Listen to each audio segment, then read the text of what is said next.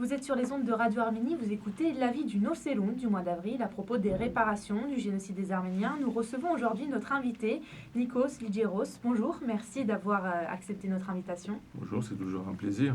Alors, comment vous vous présentez? Vous êtes à la fois professeur de mathématiques, de linguistique, d'épistémologie, de management stratégique dans différentes universités grecques. Vous êtes aussi professeur de stratégie, de géostratégie, de topostratégie, notamment dans plusieurs écoles, notamment celle de l'armée de l'air. Vous êtes conseiller stratégique au ministère de la Défense, observateur international, mais également peintre, poète et écrivain. Vous avez donné de nombreuses conférences autour de la question arménienne. Aujourd'hui, la jeunesse de la FRA Nocélon mobilise ses efforts pour faire avancer la cause arménienne. Il nous semble essentiel d'exiger des réparations. Mais concrètement, quelles réparations peut-on demander ?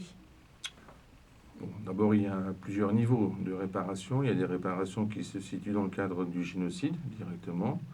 Il y a des réparations dans le cadre de la guerre, parce que c'est des droits qui sont différents. Donc, des fois, dans la communauté arménienne, on ne tient pas compte des réparations de guerre, alors qu'en fait, on pourrait jouer là-dessus aussi, c'est important. Dans le cadre du génocide, on sait que ça correspond au processus de réparation global. Donc, en fait, on a eu l'équivalent, par exemple, avec les assurances. On sait très bien comment ça se fonctionne. Mais en fait, on pourrait faire des réparations aussi de non-jouissance de droit. Donc, ça revient à faire des recours à la Cour européenne des droits de l'homme. Le processus consiste à aller auprès des tribunaux turcs, dans un premier temps, dans lesquels on va être débouté, c'est automatique. On suit tout le cursus jusqu'à arriver au stade où on peut avoir un recours à la Cour européenne des droits de l'homme. Dans ce cadre-là, on passe dans une chambre qui est prévue avec 8 juges. L'un des 8 juges est toujours un juge turc, puisque c'est un recours contre la Turquie. Il faut, si vous ne savez pas bien les recours, je reprécise peut-être pour les auditeurs, c'est que c'est toujours un recours de la part d'un plaignant contre un État. Donc c'est un recours individuel, personnel, contre l'un des 46 États qui appartiennent au Conseil de l'Europe, puisque la Cour européenne des droits de l'homme ne dépend pas directement de l'Union européenne, mais directement, bien sûr, du Conseil de l'Europe.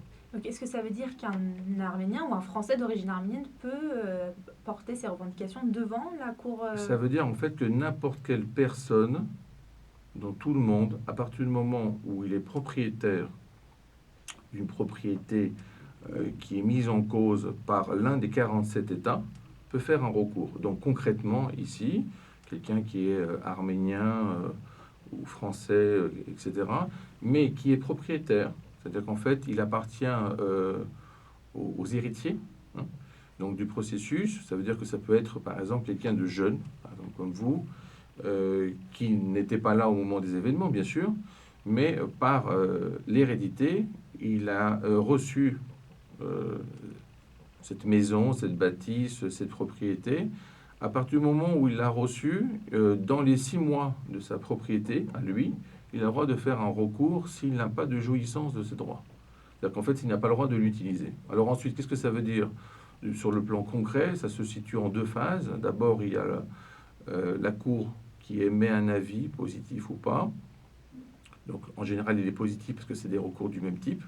Et ensuite, on a ce qu'on appelle la thérapie. Donc la thérapie, c'est la somme qui va être allouée pour dédommager la personne de sa non-jouissance. Alors pourquoi les non-jouissances, c'est plus facile que la restitution? C'est qu'en fait, c'est simplement de l'argent. Mais, alors je précise pour certains, parce qu'ils pourraient dire, mais est-ce que la cause arménienne, ça revient à faire justement de l'argent, ce que je sens, hein. C'est pas du tout ça, c'est qu'en fait, si la somme est importante, elle peut être plus importante que la valeur de la maison. Ce qui fait que, dans les faits, on l'a vu aussi avec des recours qui ont été faits par les Chypriotes ou par les gens de Constantinople et Ivros-Stanedos, dans le cadre des établis, donc des accords de Lausanne, eh bien, la Turquie vide la maison. Parce qu'en fait, après 6 mois, après avoir eu gain de cause, et le recours et la décision, eh bien, on peut refaire un recours parce qu'on n'a toujours pas la jouissance de droit. Ce qui fait que c'est pour ça que on vide la maison et par intermédiaire, on paye le dédommagement. Donc les dédommagements, par exemple, de cette situation-là, c'était pour les Chypriotes autour de 1 million. Et évidemment, vous imaginez bien que la maison ne coûtait pas 1 million. Alors comment c'est calculé? C'est calculé à partir du moment où on estime la valeur de la maison, de la propriété à l'époque, et ensuite on estime quelle aurait été la jouissance de ce droit tout au long des années qu'on n'a pas pu le faire. Et c'est là que ça augmente très vite, parce qu'évidemment ça représente énormément d'années, et pour la cause arménienne c'est encore plus grand, puisque là on parle d'un centenaire. Simplement, beaucoup d'Arméniens ne sont pas au courant qu'ils peuvent faire ces recours, alors qu'ils ont les papiers. Et il faut savoir aussi que s'ils n'ont plus les papiers, les titres de propriété, c'est très facile, parce qu'en fait, il y a le cadastre ottoman, et donc en fait, on peut les redemander à Constantinople, et on les a automatiquement à partir du moment où il y a une reconnaissance du nom. Donc à partir de ce moment-là, on peut commencer le processus. Donc ça, c'est un cadre précis, très efficace de recours. Ce n'est pas l'ensemble des recours, hein. Je donnais un exemple, parce qu'ensuite on peut avoir des recours de type restitution, comme on a pu le voir aussi dans la cause juive, c'est-à-dire par exemple des restitutions de tableaux qui se retrouvent dans le musée de Moscou, qui a été pris par l'armée rouge, qui l'a pris à l'armée nazie, qui l'avait pris au propriétaire. Donc on a ces recours-là, alors que les recours de guerre, c'est dans un cadre de guerre où ça va être jugé en fait par Genève, et pas par La Haye, et ni évidemment par la Cour européenne des droits de l'homme. Donc c'est différent. Donc là, on a un exemple de ce que nous, en tant que civils, on peut faire, mais finalement, l'État arménien, lui, qu'est-ce qu'il peut faire? Parce qu'il ne peut pas demander officiellement des réparations territoriales, parce que ça pourrait être interprété comme une déclaration de guerre. Donc l'État arménien, lui, qu'est-ce qu'il peut faire? Ce n'est jamais interprété comme une déclaration de guerre, hein. Donc des restitutions, le problème c'est sur quoi on se base. Donc par exemple, l'Arménie à l'heure actuelle, elle pourrait se dire, moi je suis quand même bloqué par le traité de Kars, je suis bloqué par le traité de Moscou.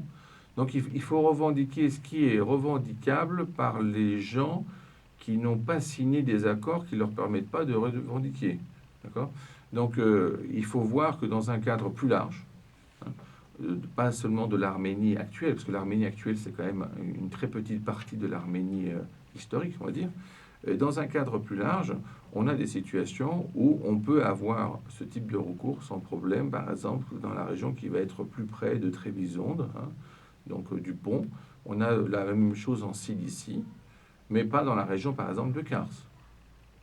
C'est ça la différence, hein. Mais pour le traité de Kars, ça mériterait presque une activité spécifique, parce qu'il est quand même assez étrange, ce traité, dans le sens où il a été signé par l'Union soviétique avec la Turquie. Donc l'Arménie à l'époque était dans l'Union soviétique, mais ce n'était pas l'Arménie elle-même qui signait. Par contre, si elle voulait le refuser, ça revenait à dire à l'époque, il aurait fallu qu'elle sorte. Bon, donc la problématique est réapparue au moment de l'indépendance. Et donc ensuite, c'est est-ce qu'on considère qu'on est État successeur ou pas d'un processus qui a été fait par quelqu'un qui n'est pas exactement nous. Pour l'instant, l'Arménie a choisi une position, disons, conservative, en disant que, bon, c'était ça le cadre, on va continuer là-dessus et on va voir comment on va faire autrement, parce qu'elle a des problèmes réels de frontières. Parce qu'il faut toujours se rappeler qu'il y a quand même une grande différence dans le jeu politique entre l'Arménie en tant qu'État, les Arméniens en tant qu'individus et les Arméniens de la diaspora. Les Arméniens de la diaspora sont beaucoup plus flexibles, beaucoup plus efficaces, parce que justement, ils ne sont pas dépendants d'une structure qui va leur dire, vous savez, si vous faites ça, on va avoir un problème. Alors que les gens qui sont à l'intérieur, ils ont toujours cette difficulté. Alors, il ne faut pas que ça serve, évidemment, de prétexte, hein. Donc, il ne faut pas que quelqu'un dise, bon, moi, je ne fais rien parce que ça gêne. Il faut toujours être dans le cadre du droit humanitaire, du droit humain, des droits de l'homme globalement, ensuite des droits des peuples autochtones. Il faut vraiment les utiliser. Je remarque souvent qu'on a une méconnaissance des droits des peuples autochtones, alors que c'est quand même 48 articles qui seraient bien de connaître dans le cadre de la cause arménienne. Ça date depuis 2007, ça a été reconnu par les Nations Unies, et ça nous permet d'avoir une plateforme sur laquelle on peut agir en ayant des articles spécifiques qu'on peut mettre en place, activer en fonction des demandes et de l'objectif à atteindre. Mélanie, est-ce que tu voulais enchaîner peut-être? Oui. Bien sûr.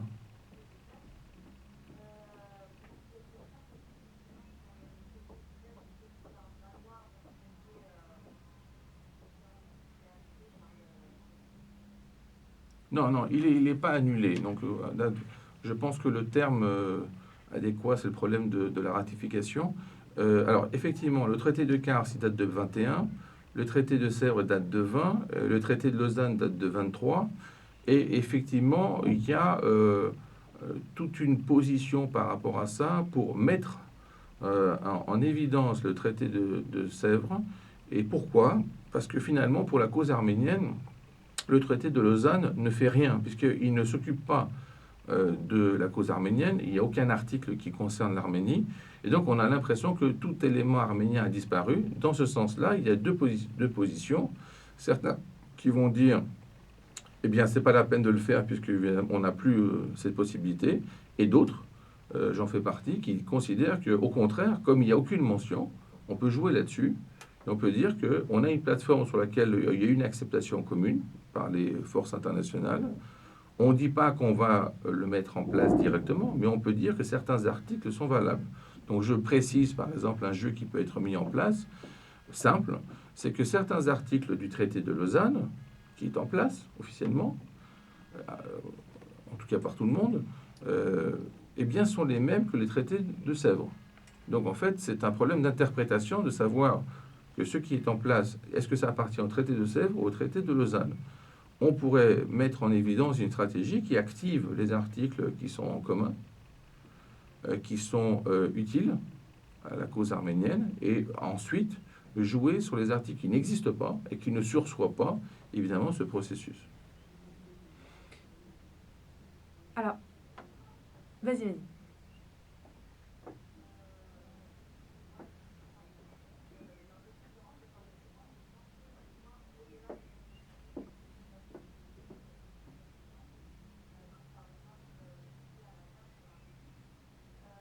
C'est vrai.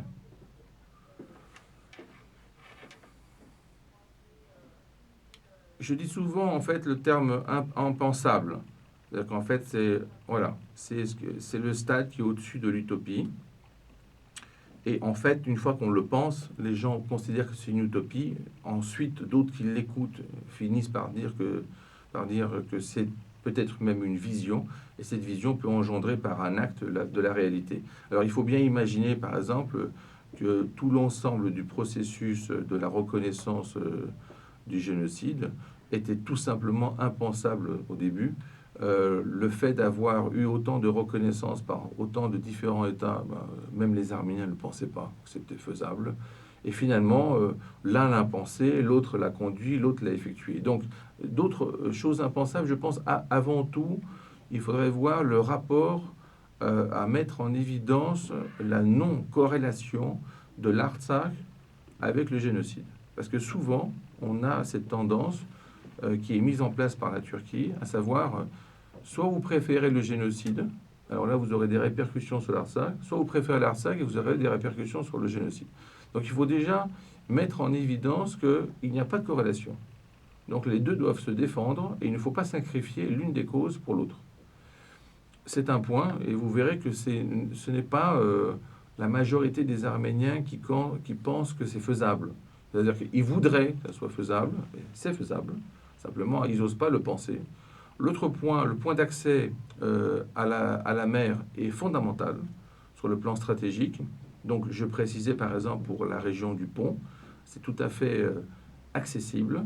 Et là je parle dans un cadre qui est l'Arménie occidentale, je parle de l'Arménie au sens historique du terme. Et il faut imaginer aussi quelque chose qui pourrait paraître surprenant, une coalition avec le peuple turc. Mais pas le peuple turc classique qu'on pourrait penser, mais en fait avec le peuple kurde qui vit en Turquie. Donc en fait officiellement c'est le peuple turc, mais en fait on ne se rend pas compte, par exemple, même les Arméniens, enfin certains s'en rendent compte, hein, bien sûr, on ne se rend pas compte qu'en fait ces gens-là ne savent plus vraiment leurs racines.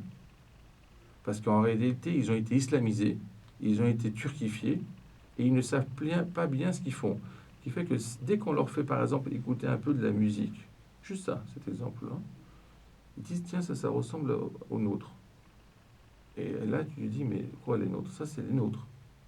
Et d'un seul coup, on se rend compte, par exemple, que l'arrière-grand-père de cette personne qui semblait totalement opposée à quoi que ce soit pour la cause arménienne, en réalité est un Arménien, par exemple. Justement, cette année, lors du centenaire, on a beaucoup parlé de ces Arméniens qui ont été islamisés. Est-ce que ça va devenir une force pour nous? Ben, je pense qu'il faut aller au-delà du problème de la religion. C'est-à-dire qu'en fait, il ne faudrait surtout pas entrer dans un cadre du type il y aura les Arméniens chrétiens et les Arméniens musulmans, parce que là, c'est vraiment, ça serait une erreur stratégique comme ça a été fait, par exemple, pour l'Inde et le Pakistan. Et on sait exactement ce que ça a conduit. Je pense qu'il faut d'abord que les gens reconnaissent leur arménité. Et cette arménité n'est pas évidente de passer par ce processus-là. Donc il faut d'abord qu'ils ont des points communs. La reconnaissance des points communs va être une difficulté parce que des fois, ils ont perdu un morceau de leur histoire. Et des fois, nous, donc je me mets dans les Arméniens, des fois, nous, on oublie que les autres ne savent pas. Ce qui fait qu'on commence une discussion et ils ont un morceau qui ne leur appartient plus en tant de mémoire humaine. Et nous, on leur parle de ça. Et on se met en opposition. En disant, par exemple, bah oui, mais vous, vous avez été islamisé. Alors, on était quoi avant? Et comment on a été islamisé? Et à quelle période?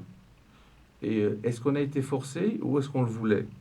Parce qu'on a beaucoup de processus de ce type, à savoir que des gens, pour sauver leur vie, ont dit, bon, ben moi, je préfère changer de religion. D'autres n'ont pas voulu, donc ils sont morts aussi. Et on se retrouve avec des gens qui sont totalement différents, mais ils appartiennent au même noyau. La reconnaissance du noyau, la reconfiguration du noyau est un processus qui doit être fait avec un esprit ouvert, parce que vous savez, il n'y a rien de pire, et c'est ça qu'on ne se rend pas compte, il n'y a rien de pire que de dire à quelqu'un qu'il a changé de religion forcée. Parce que lui, il est persuadé, comme depuis tout petit, on l'a mis dans une religion, il est persuadé que c'était ça, sa religion. Et d'un seul coup, vous lui dites, quand il a, je sais pas moi, disons 25 ans, pour que ça soit proche de vous, il dit, ça fait 25 ans que moi, je suis dans une religion qui n'est pas la mienne. Mais il dit, c'est quand même bien la religion de mes parents, non? Oui. C'est bien la religion de mes grands-parents? Non. Donc finalement, quelle est l'approche? Ben, l'approche, justement, c'est d'abord l'apprentissage, c'est-à-dire un processus de méotique, à savoir que il ne se définit pas par sa religion actuelle, il se définit parce qu'il appartient à un peuple. Bon, ce peuple-là, pour des raisons différentes, peut avoir changé 50 000 fois de religion. Imaginons donc le peuple arménien depuis le début, mais cette arménité est quand même demeurée son noyau. Mais le problème, c'est que lui, il se met en opposition en considérant que les Arméniens, c'est forcément, par exemple, des ennemis parce qu'ils sont chrétiens. Parce qu'on lui a dit qu'il y a une opposition religieuse. Donc, si on arrive à prendre d'abord les points communs, ensuite à réaliser quelque chose qui est un événement historique, à savoir qu'il y avait des changements qui étaient forcés dans le centre, dans le cadre global de l'Empire ottoman. L'Empire ottoman était conscient de ses faiblesses, contrairement à nous.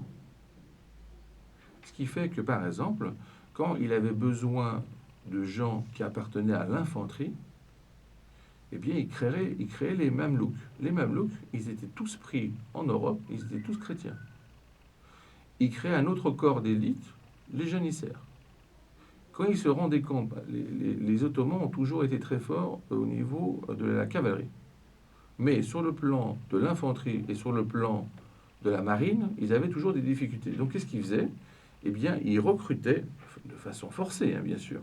Mais ça veut dire que si, par exemple, l'une de ces personnes avec qui on parle, on découvre que son arrière-grand-père était marin, que son arrière-grand-père était dans l'infanterie, ce sont des éléments qui vont dans ce sens-là. C'est-à-dire qu'on sait que c'était une population cible qui était prise pour pouvoir apporter de l'eau dans le moulin, si vous voulez, de l'Empire ottoman, qui savait qu'il avait des faiblesses. Parce que la position globale des Arméniens, c'est sans doute un effet du syndrome de Stockholm. Ils pensent tous, même vous, que quand même les autres sont quand même bien plus forts.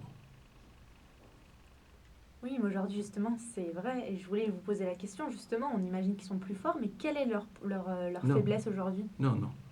Leur faiblesse, c'est notre faiblesse.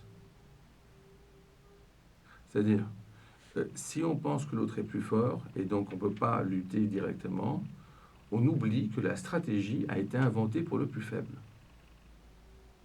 Donc, à partir du moment où quelqu'un comprend qu'il n'est pas le plus fort, ça veut dire que sa façon d'opérer, il faut qu'elle soit stratégique. Le problème, c'est que souvent, on considère qu'il faut que ça soit simplement légal. Il faut que ça soit simplement dans les droits de l'homme. Et finalement, on se restreint tout seul. Par exemple, imaginez dans le cadre journalistique, on dit par exemple, vous n'avez le droit de faire des émissions que si elles représentent les droits de l'homme. Vous allez dire, c'est quand même assez restreint. Ben oui, c'est restreint, mais c'est ce qu'on pense. Donc, la difficulté, c'est la suivante. La victime a tendance à penser qu'elle n'a pas accès à la stratégie. Alors que le génocideur exploite la stratégie pour mener les choses à bien. Donc, à partir du moment où on réalise qu'il y a une différence de niveau, il faut au contraire dire, ce sont les conditions initiales d'un processus. Quand il y a une différence de niveau, quand j'ai David et Goliath, je ne fais pas semblant de mettre David sur des échasses pour qu'il ait la même hauteur que Goliath. Bon. Mais la fronde, ça existe quand même. Donc ça veut dire que si on maintenant regarde l'histoire de l'Arménie, quand l'Arménie a été dominante? Jamais. Or, l'Arménie existe. Ça veut dire qu'en fait, ce peuple arménien a utilisé plusieurs fois dans son histoire des éléments de stratégie pour lutter contre des gens qui étaient plus puissants que lui. Donc je dis simplement que la prise de conscience de la différence de niveau, ce n'est pas quelque chose qui va enterrer l'affaire, c'est quelque chose qui va démarrer l'affaire en disant, voilà, il faut que j'ai un positionnement stratégique. Par exemple, concrètement, parce que je vois que vous voulez poser une question, mais je vous coupe à temps, le jeu d'échecs, le fait de mettre le jeu d'échecs obligatoire dans l'école, c'est une innovation. Le peuple arménien sait jouer au jeu d'échecs. Mais le jeu d'échecs, ce n'est pas simplement pour jouer au jeu d'échecs, c'est pour se défendre et pour apprendre, même dans une position où c'est difficile, comment résister, comment contre-attaquer, comment obtenir un gain là où on pense que tout est fini. Et ça donne de la robustesse. Cette robustesse, elle peut être mise en évidence par ce processus-là. Et en fait, on sait très bien que des gens, par exemple, qui apprennent le jeu d'échecs, on l'a mis de façon comme matière de choix, hein, pas seulement pas obligatoire encore en Grèce. Et on a vu déjà des changements sur l'école primaire. Donc je dis que peut-être que la façon d'agir, parce que tout à l'heure votre collègue me demandait d'autres choses impensables, je pense qu'un peuple qui sait jouer au jeu d'échecs, qui sait jouer au jeu de dames, qui sait jouer au Go, etc., des jeux stratégiques, a un avantage considérable par rapport à un peuple qui considère que moi je suis simplement le plus puissant. Parce que les problèmes de recours, les problèmes de droit, les problèmes de réparation sont des processus qui utilisent de la stratégie et on a obtenu des résultats. Le problème par exemple des assurances, qui aurait pensé par exemple que les Arméniens pourraient se mettre à dos des sociétés d'assurance. Or ça a été fait. Et elles-mêmes, on considère au bout d'un moment qu'il vaut mieux quand même lâcher du lest, parce que sinon, ça risque d'empirer. Voilà. Donc ça, c'est quelques éléments un peu impensables encore, qui pourraient activer notre utopie pour créer de la réalité. Donc, par exemple, enseigner les jeux d'échecs, ça pourrait être une stratégie, mais sur le long terme. Bien sûr, mais vous savez, si vous êtes vraiment une combattante du génocide, ça fait quand même 100 ans. Le problème, c'est que vous pensez vaincre en combien de mois? Vous savez, pour la jeunesse arménienne se baserait depuis bientôt 70 ans en France. La jeunesse arménienne, c'est un moment. La jeunesse arménienne, dans le processus génocidaire, devient très vite adulte. Parce que comme le combat dure un siècle, vous savez, il y en a eu plein qui étaient dans la jeunesse arménienne, maintenant qui sont certainement vos grands-parents ou vos arrière-grands-parents. Bon, et ils ont été aussi dans la jeunesse arménienne. La jeunesse arménienne, c'est simplement un point de départ qui peut donner un objectif peut-être même innovant, sans qu'il soit simplement la continuité. Parce que ce qui est important, c'est de faire de l'innovation sans être simplement dans la copie. Si on fait de la continuité avec de l'innovation, on peut donner des nouvelles stratégies. Par exemple, ce qu'on disait pour les recours, dans les recours européens, ils n'ont pu être activés qu'à partir de 1987. Parce qu'il a fallu qu'en fait la Turquie, en tant qu'État du Conseil de l'Europe, accepte un protocole qu'elle n'avait pas accepté avant pour pouvoir les activer. Ce qui fait que cette stratégie-là ne pouvait pas être mise en place avant. Bon. Donc, par contre, dès qu'elle est mise en place sur le plan théorique, il faut que quelqu'un sache l'utiliser. Donc là, c'est bien d'avoir, par exemple, aussi des gens qui sont des avocats, des juristes, parce que ça, ils ont énormément aidé. Vous allez me dire, j'ai parlé du jeu d'échecs, mais je parlerai aussi du légal. C'est-à-dire que le processus d'avoir des avocats qui sont capables d'intervenir à haut niveau, même pour représenter un État ou même pour représenter des personnes au niveau de la Cour européenne des droits de l'homme, de la Cour internationale, etc. C'est un point très important parce que on commettait une autre erreur avant. C'est qu'on pensait que celui qui avait raison serait justifié. Et maintenant, on sait que celui qui a raison, il n'est justifié que s'il a une stratégie de justice. Donc, il ne suffit pas de dire, voilà, j'ai été victime, c'est la faute des autres, plaignez-moi et remboursez-moi. Ça ne marche pas. Donc, à partir de ce moment-là, la justice, la stratégie, l'intelligence, le jeu d'échecs va activer aussi ce processus-là. Ça sera un travail de longue haleine. Il ne faut pas le faire simplement dans un point.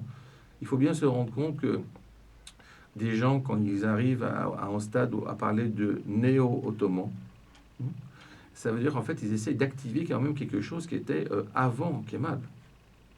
Ce qui veut dire qu'ils travaillent sur du long terme.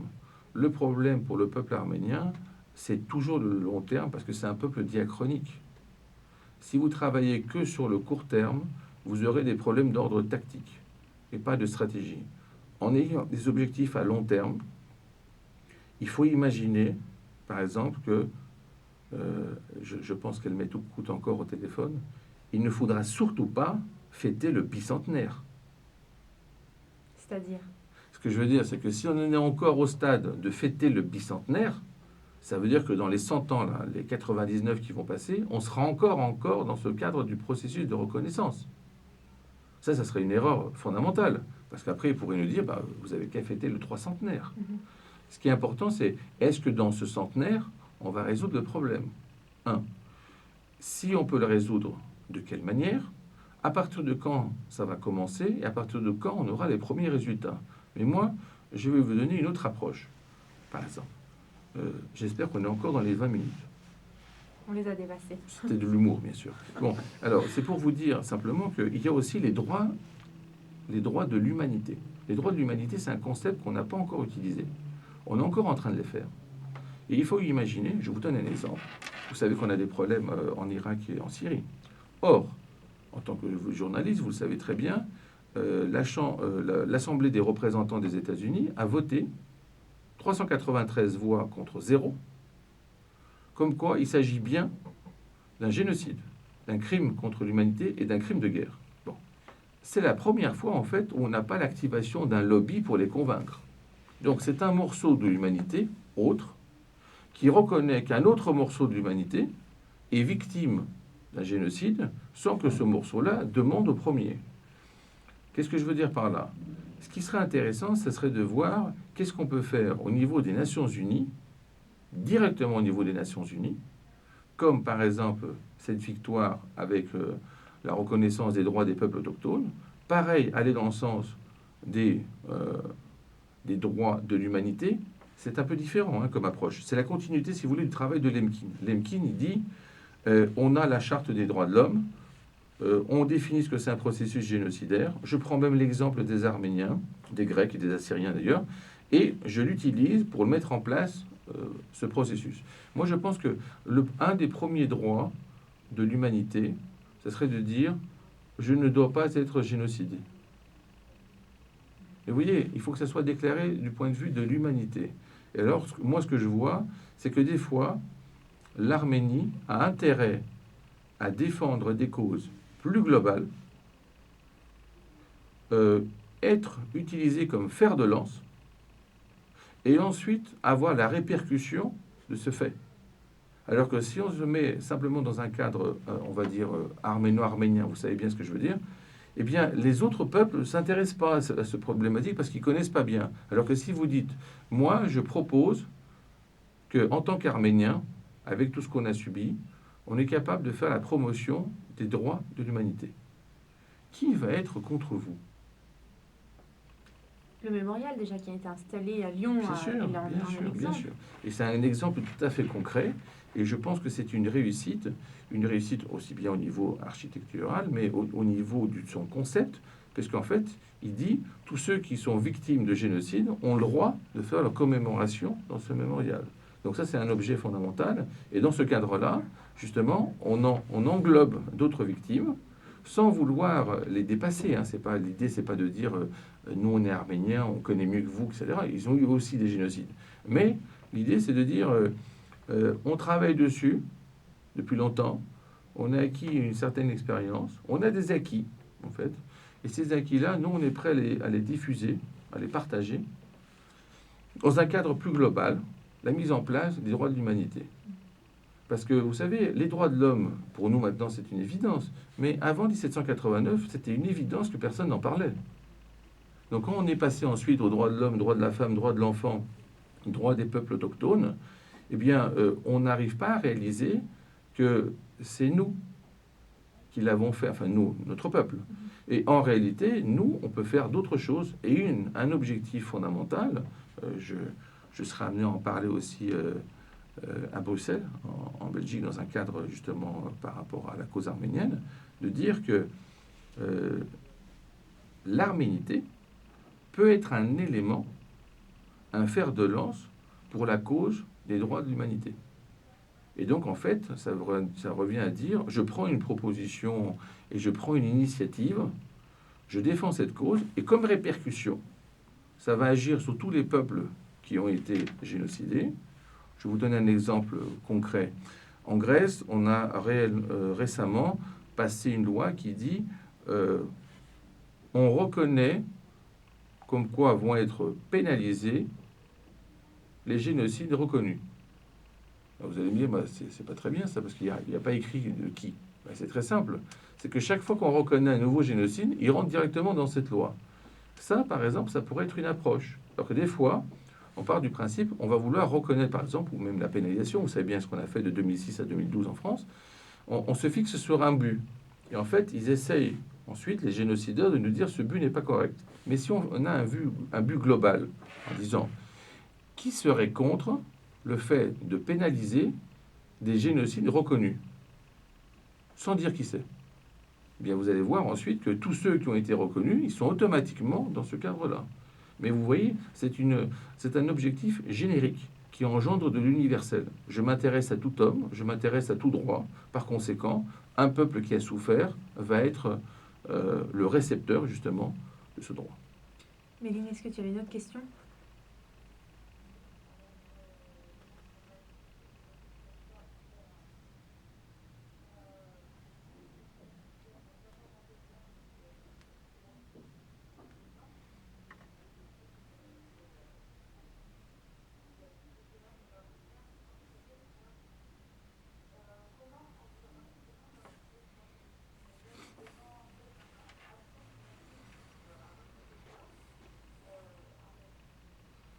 Bien, déjà, tout simplement, ne pas faire ce que font certainement beaucoup de gens, à savoir être simplement content.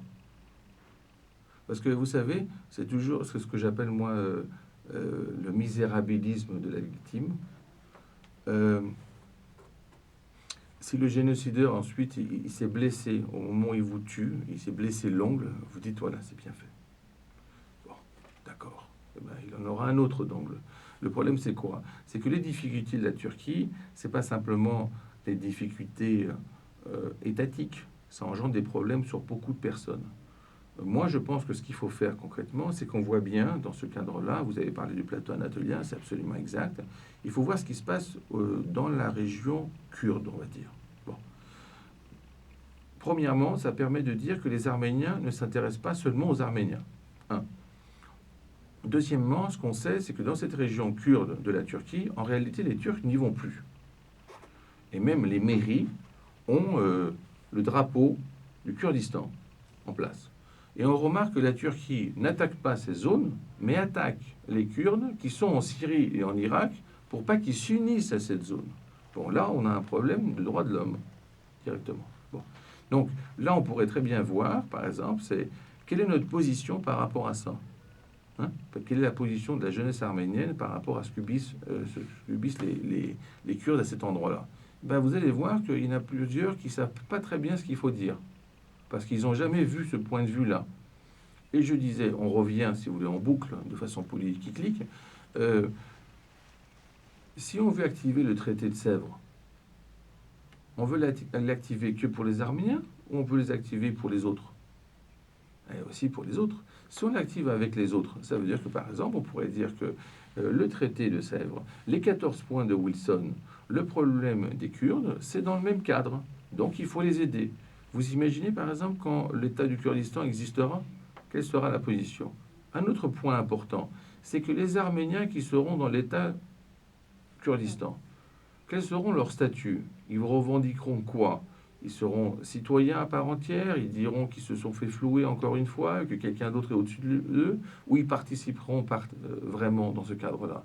Donc il faut se rendre compte que s'il y a un système qui est autocratique, qui est contre les droits de l'homme, et qui essaie d'éliminer par tous les moyens, aussi bien les Kurdes, les Iraniens, les Irakiens, etc., les Syriens, les Arméniens, les Grecs, les Assyriens, il faut bien se rendre compte qu'il faudrait proposer quelque chose.